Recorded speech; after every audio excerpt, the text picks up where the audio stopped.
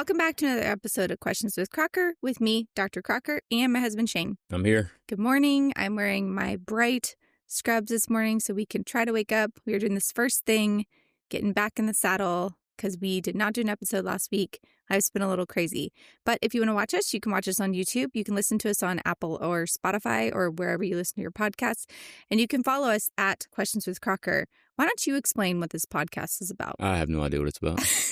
I just show up and you ask me questions and I ramble about random stuff and... You nailed it. You nailed it. So we're the Crockers. I'm Dr. Crocker. You're Mr. Crocker. And it's Questions with Crocker because we answer all of your questions about things related to veterinary medicine. We own a general practice together. I'm an emergency veterinarian. Shane is an entrepreneur / stay-at-home dad / golf connoisseur. Speaking of that, why don't you tell them your exciting news? We are installing, and we are excited about this, a golf simulator. Yes, we are taking half the garage and changing it into Technically a third of the garage. A hangout zone, would you say? Yes. With a golf simulator. I've been told there will be a couch and a TV and maybe like some a movie room theater, to watch golf sports. simulator. Yes. Okay, so it is going to be for the whole family, but we have a plan. This is something that I said okay to on Father's Day. Happy Father's Day. But you love to golf, and it's hot in Texas, and you can't always make it to the range. And my golf game needs a lot of work. Okay, I guess that's a valid reason. I just think for your mental health and then, Sure. Our happiness in life as, your family, it's a great investment. So that's a strong word. The only thing that I would like to know is, quid pro quo, like what do I now get to do or get or invest in for my mental health? You get some new golf clubs. I don't need new golf clubs. I'm okay. I'm good in that front. I think I need to start taking horse lessons again because I used to ride horses growing up. I rode at A&M. I rode at a high level and competed, and it was really fun. And I miss it immensely. And it definitely is something that makes me happy and, I don't know, gets my stress out. So I'm all for it. You're all for it. All right. Well, we're going to look into horse lessons. Hopefully the next podcast, we will have some answers for you on that.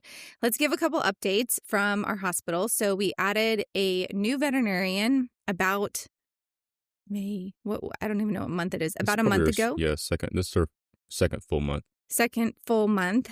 She has been out a couple years, came over from a corporate practice, and I adore her. I think she's doing a really good job.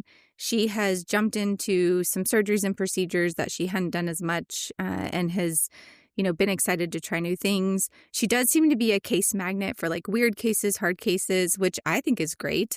So we've been doing a lot more, cystotomies, pyometras. She's had a lot of medical cases, things that have to be hospitalized.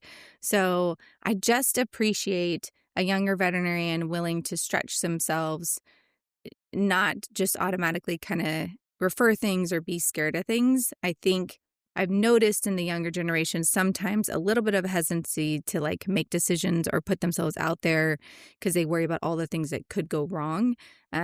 So I think it's been a good addition to the team. New energy.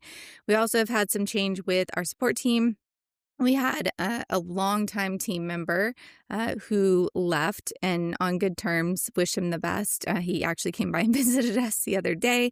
And then we have one going to vet school. So we have hired a new vet tech, and she's also doing a fabulous job. One of the best compliments that I have ever gotten as a practice owner is our new veterinarian said, she's never worked with so many well-trained vet techs, and she's never had to just be a doctor and not do technical work. And I think that is like a huge check mark for me as an owner that we have such a strong team and we're confident in their skills and they're well-trained and they work well together. So I was like, yay. When she said that, it made my whole entire week, which sometimes as a practice owner, you don't get that. No. Affirmation No. that maybe you're building a good team or doing a good job. So that was really, really awesome and amazing to hear. So overall, I think it's going well. You're happy on the operations side of things, on the CFO side of things. How do you feel like we're doing? What grade do we get right now? Really well right now. B plus probably. Oh, B plus. We're actually making money, I think, which is a positive. Mm-hmm. And we got a really good Google review the other day. Great Google review. Yeah. And then our next... Highlighted the funny videos y'all are making and bringing in new customers that way. Yeah, we do have a good time on social media. If you want to follow us on social media, might as well plug it. You can follow our general practice at AVAH Vet. And we're on TikTok and Instagram and, Facebook, of course, because you have to be on Facebook. I think they've been on there the longest. So. And you link some of that stuff to your personal... I do. Online stuff as well, right? Yeah, I collab post. I knew there's a word I was missing there. Yeah, I mean, that's one of the values, right, of having a professional account as a veterinarian and then also owning a business is I can use my brand to highlight the things that I'm doing and the things I'm invested in. And so we'll collab on posts, we'll link things, and I think that's valuable. It's one of the reasons you build a brand and a platform is to use it for marketing. So it's worked out well. Our new technician said her husband is in marketing and he saw our original hiring video that we made where everyone was just kind of acting crazy in the background. And I said we were hiring and he said, this is marketing gold. And so that was one of the reasons she noticed us and she applied. So that was cool. Speaking of that, a couple new ventures. So one, we're going to start a mobile component of our general practice. Main reason is we have a lot of older clients. In-home euthanasia is a big thing people ask for. And there is a desire for me in the future to expand into more mixed animal practice because we have a lot of hobby farms in our area. So that would mean adding an additional veterinarian that would mainly do mixed animal out of our suburban general practice. What is your automatic thought on that? If we get a lot of feedback that there's a big need, is that something that we could green light on pretty quick, or is that... I think it's like everything else we do. We basically say, what's the worst case scenario? And you roll with it. I mean, worst case scenario, you got a new vet. We'll probably need he or she at some point in the future anyways. So. And worst case scenario, they're not completely booked, but they can work and help build a business. We prefer that they completely book, but yes. The finance guy would prefer that for sure. We also passed on hospital number 2 recently. Yeah, that's some like secret information. Why don't you talk about that for a little bit? I don't have a lot of details besides I was called and told, hey, there's a space available that somebody's already built out. It's 10 minutes from our house. They leased a space for 2 years to do a build out and just never opened. Mm-hmm. So we went and looked at it and contemplated and possibly would have been a good idea. Possibly would not have been a good idea. So, but I think with everything else going on with the mobile component and some of the other growth and changes, probably best to wait and see where we go before going with number 2 and making sure it's the right fit before we jump into the second spot. Yeah, I mean, we've talked about we want to own multiple practices and we've had a couple opportunities, but it needs to be the right situation and the right fit and the right thing for our brand. And ultimately, there's just a lot on our plate right now. And I think with the age of our children and how much we have going on, I just don't feel like taking on that added responsibility is healthy for our family. And that's how we make our goal. Our decisions as a whole is what's best for our family. It would probably build our, family wealth more over time, but it would overextend us. Could possibly also. It would overextend us, emotionally and physically. And I just don't think that's what we need to be doing. So it is weird because I think we say yes on a lot of things and it was a big thing to say no on, but I had complete peace after we made the decision and our practice manager agreed. So overall, it was good. Last thing on catching up before we get into questions is a couple conferences coming up. So I will be at ABMA here shortly. We're actually going to be podcasting live. I'm going to be podcasting live on the floor with senior dog expert, Dr. Tarantino. So if you're at ABMA, you can join us live on the exhibit floor. I'm also going to be doing a talk with Dr. Gary and Dr. Molly. Bless you.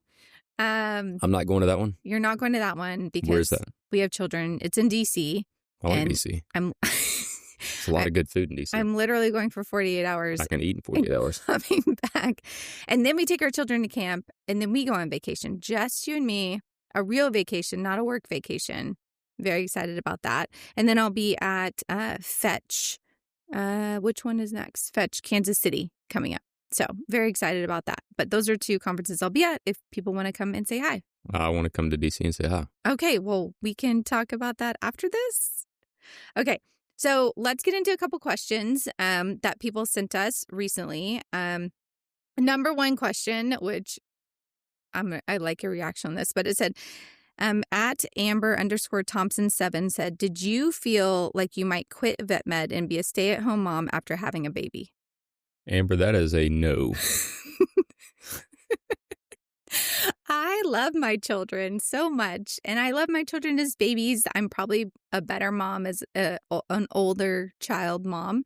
But no, I absolutely love what I do as a veterinarian, and I feel like I was made to do this, and I feel like I help pets and I help people, and it gives me a lot of,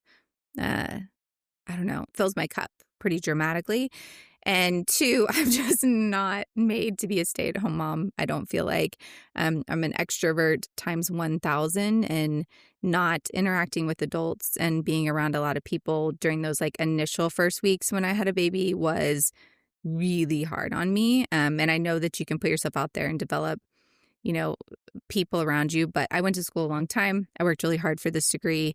And I don't think there was ever a moment where I thought I might not work and be a stay-at-home mom. Now, if there was something going on in our family where I had to do it, if we had, medical reasons that it needed to be done or lifestyle reasons, absolutely, I would do it and do it the best that I could. I think the answer is yes or no for anybody going forward based on their specific situation. So don't feel bad if you want to stay at home with your kids and not be a veterinarian. Yeah. Because you're a better mom because you aren't home. I think if you were home and felt like you were missing out on your calling, that wouldn't be good. Yeah. But I could also see where people have a real passion and calling for being a stay-at-home mom, and that's okay too. Yeah. So that was really well said. I agree. I think you need to do what you think is best for you and best for your mental health and makes you the best. And the good thing about medicine is like you can go home and raise your kids for 5-6 years they go to school and then get back into it. I mean, as long as you keep up with your CE, it's not like you can't go back to work. And there's so many ways you can still use your degree, even from home, because there's so much need in the industry and things like that. So, or even do just relief periodically to keep your, foot in the door and there's a lot of flexibility. Keep that passion. Schedule. I mean, there's ways to do that. So, no, it was never a consideration for me, but I can totally see where some people just say, I'm done. And I agree with you, I don't want those people to feel like they're shamed because they're not using their degree. You had some of that when you left equine medicine to move to small animal. I mean, you had some of that guilt feeling that maybe you're let down the profession because this is what you studied for, Well, and there's just not a lot of equine veterinarians. So it felt like I was, championing being an equine vet. And then all of a sudden I couldn't make it work. And it felt very much like a failure. So I think anytime you kind of have in your mind what you're going to do with your degree or your life, and then all of a sudden there's a big turn, you feel like you failed someone. But the biggest thing is, did you fail yourself? And as long as the answer's not yes on that, then I think you proceed and do what you need to do. So. And turn the AC down because it is 1 million degrees. It is very, very hot. Okay. At Blakenfish24 said, how hard was it for you to get into a vet program? And we have covered this before, but I thought it was good to cover it again. So I did apply to vet school twice, and I would consider that hard. Some people have to apply more than that. It is a very competitive thing to get into veterinary school. I think I was really confident the first time around. I only applied to one school and basically was kind of shocked when I didn't get in the first time because I had a lot of equine experience. My grades were decent. GRE was decent. Good recommendation letters. But the feedback that I got, because I asked afterwards, was that I had really no small animal experience. So I went and worked as a small animal technician, and I reapplied to several schools just in case I didn't get into the one. And thank goodness I got into several schools the second time, was able to go to Texas A&M. But I always make the point that in the 16 years I've been practicing as a veterinarian, not one client has ever asked me how many times it took me to get into vet school. And I think I'm probably better for the fact that I didn't get in the first time. I had to kind of reassess, spend that time in a small animal hospital, and then come back. I mean, So, honestly, I think that shows the veterinarian or the people that will be passionate about being a veterinarian.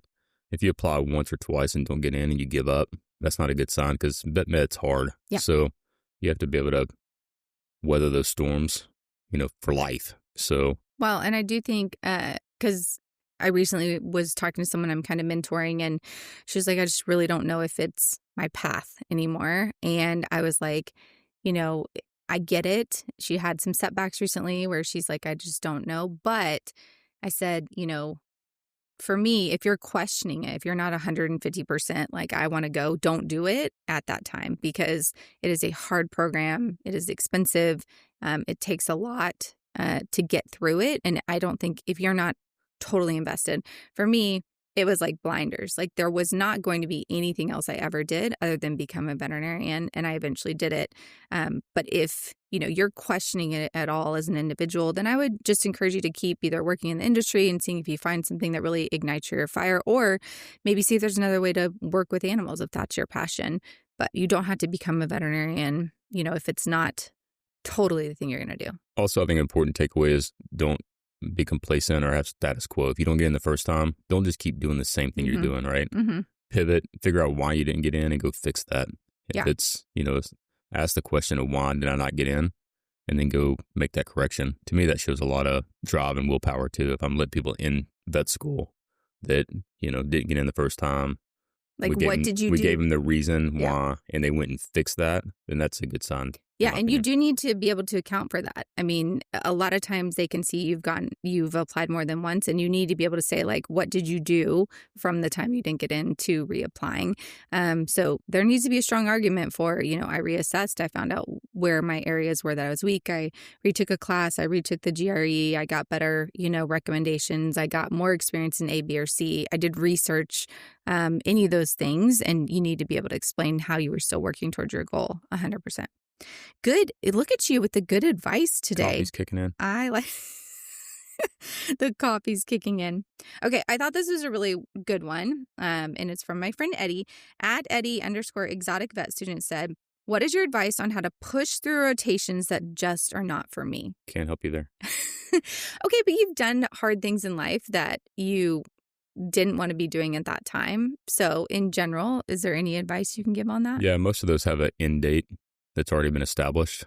So if you know there's an end date, it's easy to push through and get through that. So if I know I've got to do this for 3 months or 6 months, to me, it's easy to kind of reestablish a time frame and say, I can do this for a short amount of time, kind of losing weight. If I stick to this for X number of months, then I'll lose weight. Yeah. If I establish a short-term goal, it's easier to accomplish.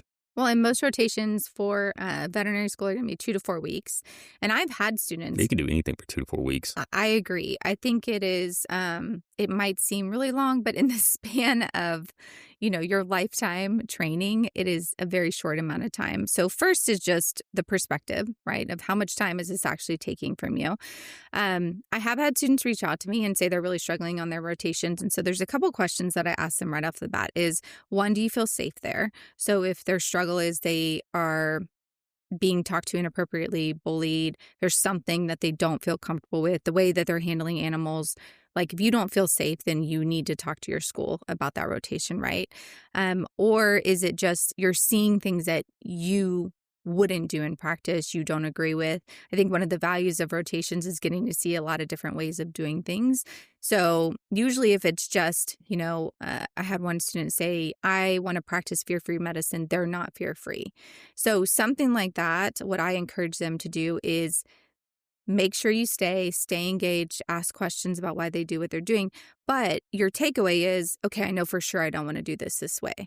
You can always learn something on a rotation, even if it's not the best rotation, they're not doing exactly what you want to do, because there's something in that rotation that you're either going to say, that was really great. That was really smart. I want to make sure I include that in the future when I'm looking for a place to work. Or you're going to say, that is an absolute no-go for me. But you will learn something if you stay engaged. Your dad's always said, learn something new every day. Mm-hmm. So if you go in with that mindset of short term, like I don't care what's happened today, but I'm going to learn something new. Yeah. Then I think that helps as well. And it may be that you learn that, This isn't you want something- a supportive leadership team, or you don't want people to talk to you the way that they're talking to you there. Or, if you have externs one day, you want to make sure that they have hands-on opportunities and that you're engaged with them. But I would use the opportunity to ask questions to get as much out of it as you can, because you don't have a lot of rotations in school where you're actually, getting hands-on. And I will say this too. I was like the equine That's where I was girl. going. And I was like, I will never touch dogs and cats. I will never do this. When they said, do you want to do anal glands? Do you want to? I'd say, no, I'm not doing that, because I didn't do small animal dentistry in vet school. I was like, I'm never doing that. I do those things all the time now. So you never know where you're going to end up. Yeah, if it's just something you don't like, keep an open mind that this profession has a tendency to evolve and change. And so you never know where you're going to end up. So I would stay engaged as long as you feel safe, as long as you feel supported. You can learn something, take away something from it. Obviously, you have people you can talk to if you're really frustrated, but you should be able to do anything for 2 to 4 weeks. Just freaking pass sometimes. Yeah. Sometimes you just got to get through it. 100%. And there's going to be weeks like that as a veterinarian too, where you're like, this week sucks. Like, I don't want to be here. This week sucks. And you really just have to push through it, or else you're going to be frustrated if you think it's always going to be a good situation for you. So, Eddie, I hope that helped. You know me, so you can always reach out to me and ask me more questions overall. So this is an interesting question, and I wanted to know what you thought about this. At Zarlia said, what is Who? I think it's Zarlia. Sorry, Zarlia. What is the prediction for pet health insurance? And what do you think about doctor compensation going up, but not others? And I'm assuming they're meaning like not Support staff. And I have thoughts on this. I've got strong opinions as well. I know. So I think you should start. I think there is a need for pet insurance, especially with the increased cost of pet care going up. And I think it's important that pets have access to care and get the care they need. And sometimes that involves people having to, go in debt to be able to service that, unfortunately. Ideally, you would hope that people put together, kind of a slush fund for emergency type situations and fund that. But there's a need for some patients to get care, and maybe they don't have the funds to do that. So do you see like a government funded pet insurance? I hope not. So that's where I was going next, is that I think human medicine is taking a severe turn because everything's dominated and controlled by insurance, meaning a lot of times you have to get somebody that doesn't have necessarily a medical background to make approvals based off of. Or AI now. Yeah, I was going to say make approvals based off of some, tree of decisions and algorithms. And it slows down healthcare. It slows down the ability to get care in a timely manner sometimes. And I don't think veterinary medicine needs to be controlled by insurance. I think you're probably much better off kind of how dentists have done things, where dental insurance plays a significant part of the healthcare, but it's not dominated the market like it has in human medicine. So I'd hope that veterinarians and the vet industry would be careful of how they apply insurance going forward to make sure they have control over the healthcare and the decisions of the patients. So I think there's a fine line there that has to be played. As far as wages go, I think everybody needs to be appropriately compensated. I think that we're starting to finally see a catch up in compensation because both doctors and support staff have probably been undercompensated for a long period of time. And I do think that that's got to continue to move up so that both doctors and support staff can be paid appropriately. I think the hard part with support staff is there's such a big variance between skill sets and we've gone through this, the titling and who's going to school and who's been trained on the job. That's a difficult hill to climb right now because there's so much variance in, support staff and their skill set and what they've been trained for. So I do think that both income for both needs to go up, maybe not proportionate to each other, but there needs to be an increase on both sides. So for me, the insurance thing is tricky because people who can afford pet insurance usually have the means to actually pay for veterinary care, because as of right now, they pay for care, but then they're compensated on the back end from insurance, right? Like insurance doesn't pay for it up front. You still have to pay usually. So it's not quite fulfilling what people need it to do that have a true need. So I don't know that it's the answer for everything. And I do worry about the overreach of insurance in veterinary medicine. For the pay structure, and you're the numbers guy, so correct me if I'm wrong, in general, veterinarians get paid more, at least we pay in our practice, based off what they're bringing into the practice. So it might look like they're getting raises or they're getting paid a lot more, but they're producing money. So they're producing what they're getting paid. And we look at the end of the year at their compensation packages. They should be like 22 to 25% total with all the benefits and everything. So there's like a very easy ratio that you pay your veterinarians off of. Your support team is similar. There's a ratio you're trying to keep them in for it. I think for me, this question comes from the disconnect of people seeing that prices were raised and they think that vets are getting paid more because prices are raised, but support team isn't. And in our practice, prices are raised because things cost us more to do as owners. Like everything inventory-wise is costing more. Lab prices have gone up on us. So we're not raising prices to pad the doctors and the owners' pockets. We're raising prices to keep up with inflation and to keep up with the price raises that the companies are putting on us. We're basically passing on that cost, right? So that we can continue to run our business and be profitable as a business. Now, I do think that your support team in general, I do see people getting paid more. I see when I'm interviewing, people are asking for more money. They're saying they got paid more at their previous job. So wages have gone up in veterinary medicine for support team members from 100%. when I was, a receptionist and then a tech assistant back in the day. But the bottom line is it's not a black and white issue. It's not your practice raises prices, the vets are getting paid a ton more, and the support team's just not. Yeah. Does that make sense? It does. And I think if I were a support staff today. And this is for a privately owned practice. Yeah. I cannot speak to corporate practices. I would say if I was a support staff today, I would contemplate asking for a model that shares in the revenue, right? I mean, they are, in a way, helping generate and drive additional revenue to the practice. There is some practices that do that for technician visits. I think, to me, that model makes sense. But as a technician, you have to understand you may get paid less on an hourly basis to do that, but you're participating in the upside of the practice. So as a practice continues to grow and add revenue, that allows you to also make more money. So there's a component to that where you're sharing in that risk of the practice. I also think, though, if you feel like you aren't getting paid enough or you haven't gotten a raise in a while, like I want you to ask yourself, have you asked for one? Yeah. Because I do also think the days of like, we're automatically going to raise everybody so 50 cents every 6 months or $1 every year are gone. I mean, we do tiered, structured amounts that we pay our technicians, and it's based off their skill set. And we're looking more at, have their skills grown? Are they adding to the practice?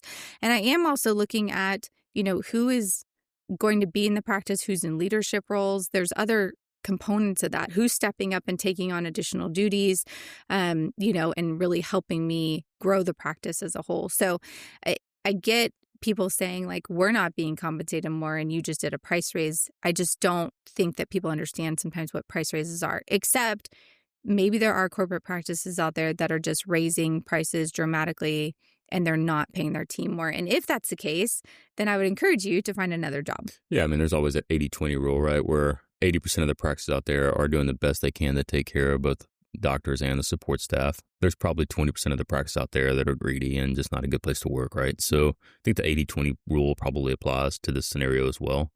But I think also as support staff, you have to understand, what is the market willing to bear?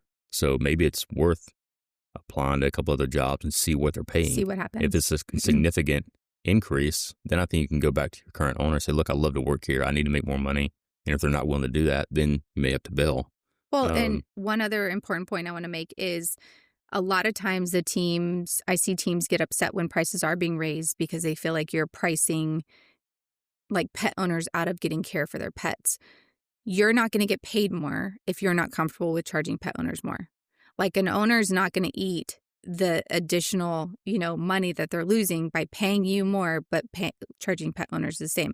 So this is like the harsh reality, right? Yeah, you gotta maintain those margins or you won't be in business. And I don't know that people understand that. If we pay people more and more that work in the practice, which I'm not saying I'm against that, but if you're paying all your technicians $30 an hour, you are charging pet owners dramatically more than if you're paying them $20 an hour. And that's just the bottom line. So for people that are in a support team role, if they are saying we need to get paid more, they also have to just be comfortable with that fact that veterinary medicine is going to cost pet owners a lot more in that thing. And I'm fine with that if everyone embraces it, right, as an industry. But you can't have it both ways. You can't keep costs down, access to care be important and all that, but also pay your team a lot more than like what the market can bear.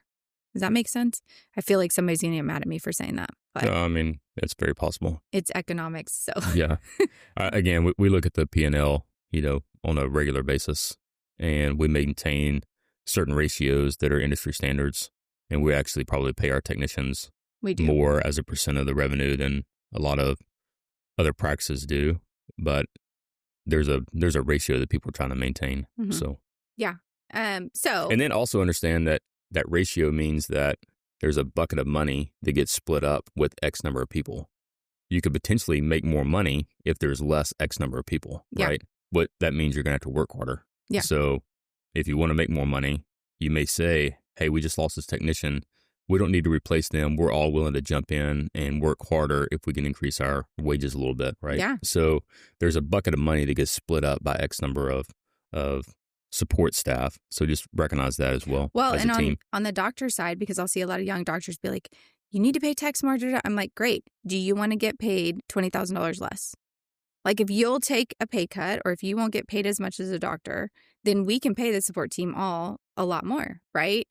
But like you said, there's a set bucket of money. Who's going to take the hit?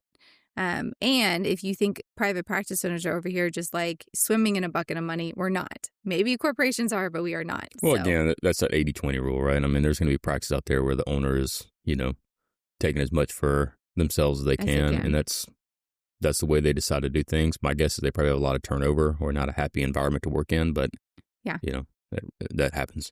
Well, we answered a couple good questions. We are at our time limit. I've got a 9 o'clock Zoom call. Yep, we both have calls. Got to take care of the kids. So I appreciate everyone listening. Thank you for being here. Lots of random questions, but I feel like we covered some good stuff. So we would love your feedback. If you want to reach out to us at Questions with Crocker, you can do that and send us additional questions, follow up. There's also a text message feature on Apple Podcasts that you can text us during this episode if something popped in your head that you want to talk about. You can watch us on YouTube, listen to us on Apple or Spotify. I hope you have a wonderful week, and we'll talk to you later. Thanks for listening.